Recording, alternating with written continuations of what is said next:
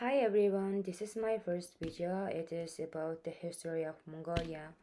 The reason I'm making this video is some people they don't know about our history, place, culture, and region.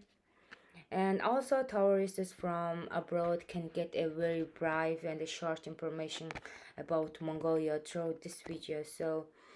And Mongolia is a sovereign state, Central Asia, located in Central Asia, and it is bordered by Russia to the north, China to the south.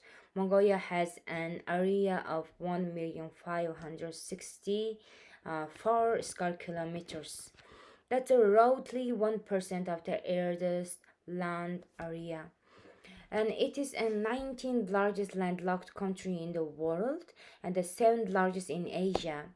The population is only 3.5 million, but our neighboring country have a very large populations, but we are close to 4 million people. Anyway, our country is divided into 21 provinces with the capital Ulaanbaatar meaning Red Hero.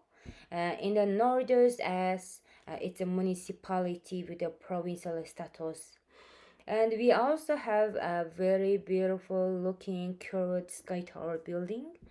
And the interesting fact is that Ulaanbaatar is the world's coldest capital, and we were actually a nomadic city that moved 28 times before settling in its current location.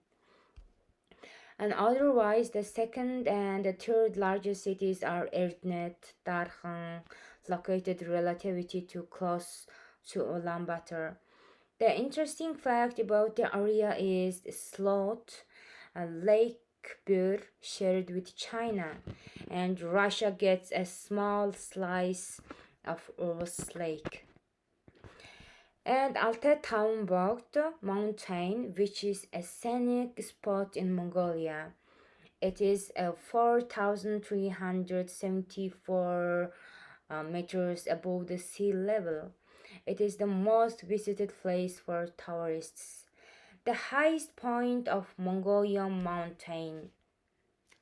The regions of what are Inner Mongolian that belonged to China, the part of the larger Mongolian region. So you will probably hit with the lot of interesting sites, especially with the Chinggis Khan. You know him. When you come here, he's everywhere. Statues, buildings, carvings on the hillside. The airport named after him even. And he's even on our money. It's a called Tobruk. The interesting places, all the museums, Bogd Place, Ikborkhand Complex, Teherstan, Khamrin Hit Stupa structure. This is the center of the energy for universe. This is actually where I grew up. So there are many hundreds of different monasteries like Kandang, Aglag Butel, Manzoshir, Amarbay Satland, including the oldest one, Erdenzo. And so there is a pride and a glory statue Tanjung Baltic Chinggis Khan. And also Mongolia lies on the central Asia, sandwiched between the Gulf Center and in the south, Gulf Desert in the south, and there is a three mountain, small, which is Hanga, Hinti, Alta mountains.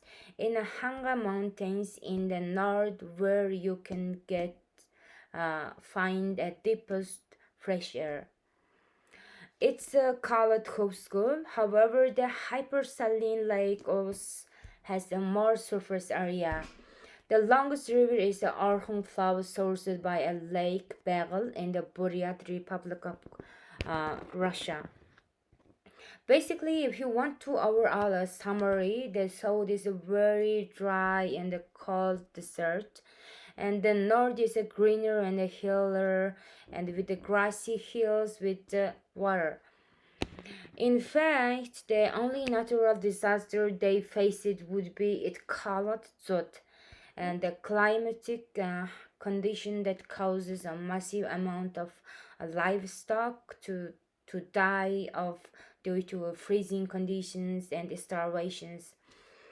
Mongolia is known for being very big and empty, which makes it perfect for animals to graze. In terms of wildlife, Mongolia is the horse heaven. We often seen as the national animal. The horses play such a huge role in Mongolian history, from transport to riding, food, milk, and sport. In actual fact, Mongolia is the home of the last truly wild horse. It's called Pech, and this horse have a 66 chromosomes, two more than average horses. Otherwise, the famous two-hump Bactrian camel are also national treasures. They even have a festival devoted to them. And also, about the 1 and 3 of the world's snow leopard population lives in Mongolia. So let's talk about economy. Mongolia focuses on two main industries, herding and mining. The minerals make up about 18% of their exports, mostly in gold and copper. Mongolia is also second largest producer of cashmere goat wool in the world after China. And we have a second largest population of yaks. The next is food. The Mongolian authentic food is arul, which is dehydrated curdled milk cheese. We have a national drink arek, which is fermented from horses. Baked sheep meat, called harkhok baduk, finally boats. Yes, it's a part of our culture. So let's talk about demograph. We use the Mongolian Tugruk as currency. We use a type of C and E plug outlets, and we drive on the right on the side of the road. In a nutshell, the Mongolian Empire, you may have heard of it, and these are either traditional shamans or non-religions, and the remainder are mostly Christian Muslim, especially the Kazakh people being Muslims. The prior to that, they actually had their own writing system as a Mongol Bichik, and it was written vertically left to the right, inspired of the old Uyghur uh, writer system. And is a huge on wrestling called book, and there is a huge wrestling called book, the world's largest wrestling event in the mid-July game, event known as Nadam, with over 6,000 competitors. And there was a one occasion in which woman beat all the wrestlers, ripping her jacket in protest, exposing her breasts. And since then, all jackets were made up to expose the chest of a wrestler to make up sure none of them were a woman. And otherwise, the horse riding and the archery and our huge traditional Mongolian dance comes in a variety of styles, uh, many inspired by the movements of animals like a falcon dance and a prancing and a lion dance. And if you have never heard it, it's essentially a singing style called overstone singing, the kind of whistle. And Mongolian New Year is the Tsagan Sar, serves a lot of fairy meal. And we also have Ice Festival and the Golden Eagle Festival. So thank you for this video, and if you like it, subscribe the button.